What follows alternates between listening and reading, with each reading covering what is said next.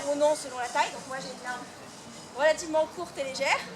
Étant une fille, j'ai moins de force. Alors que Tony a une arme lourde à 2 mains. Moi j'ai un petit bouclier quand même, hein. Il faut équilibrer un peu l'effort. Ensuite on apprend les mouvements appelés de base. Donc attaque côté.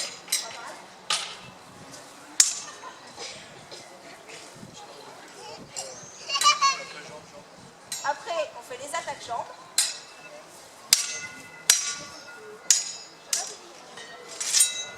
Donc là ils sont à vitesse déjà entraînée. Quand on n'est pas du tout entraîné, ça donne beaucoup plus lent. Donc on fait une attaque jambe, juste jambe, c'est juste une jambe. Et au début on s'arrête là parce qu'il faut contourner, il faut repartir dans l'autre sens, c'est pas toujours évident. Après on rattaque à la jambe. Donc là on voit il y a un mouvement d'attaque qui est beaucoup plus lent, il y a un mouvement de parade qui est tout court. On est là, on passe de l'autre côté. Donc là faut que ça passe en rapide après.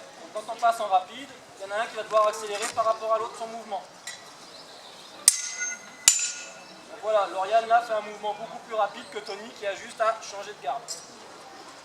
Et donc pour monter leur combat, ils ont fait plusieurs tableaux. On commence par un premier tableau qu'on va apprendre par cœur. Une fois que celui-ci est prêt, on passe au deuxième. Je vous laisse faire votre premier tableau. Oui, il n'y en aura pas, je crois. Ils se sont pas loupés.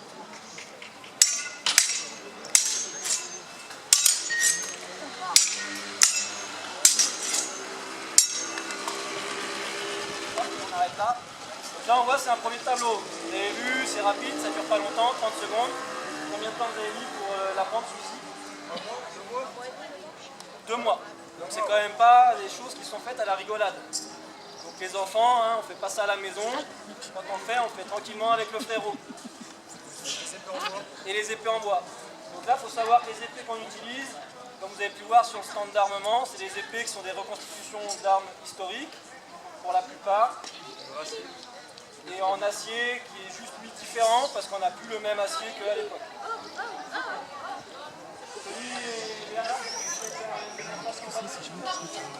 Ah, excuse.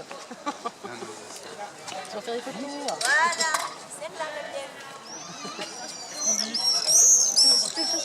Donc là au niveau des armes de combat tranchantes, on voit que les attaques reviennent vite à la même chose, les côtés et les jambes.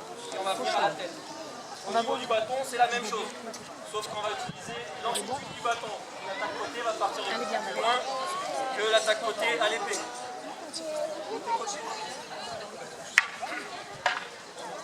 Donc là, c'est une attaque côté-côté. On voit les mains se déplacent sur le bâton pour garder la longueur du bâton. Sinon, ça ne sert à rien, on n'a pas la longue. On commence côté-côté. Ça y est, tu bouges pas. Et bien on va recommencer. Côté-côté. Donc là on voit les coups ils sont arrêtés, c'est-à-dire que si Thibaut il ne prend pas de garde, et Anna s'arrête. Côté-côté, Thibaut ne bouge pas. Voilà. Tout simplement les coups ils sont portés mais arrêtés. La personne contrôle son coup. Comme ça si la personne d'en face oublie le tableau, ce qui peut arriver, on ne va pas lui asthmater la figure.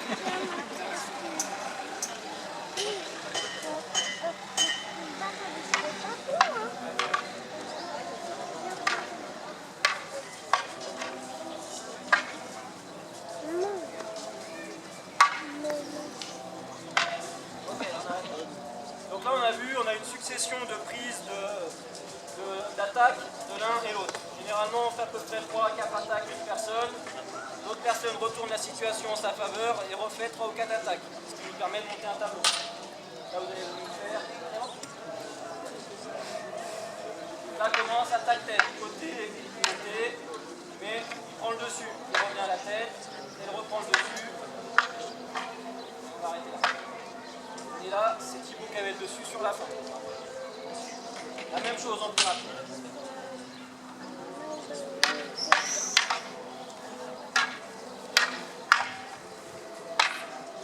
Là, on voit bien la différence. Là, pareil, combien de temps vous avez mis pour apprendre celui-là?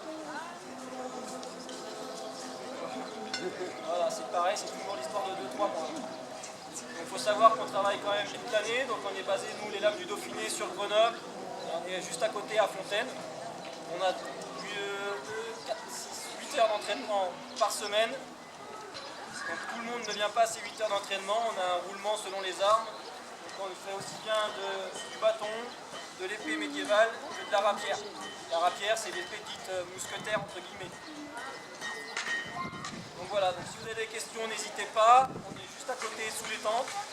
Au niveau du stand d'armement, on a la présentation du cuir. On file un petit coup de main aussi au niveau de la présentation de la maille. Et on a le stand d'initiation de chevalerie pour les enfants.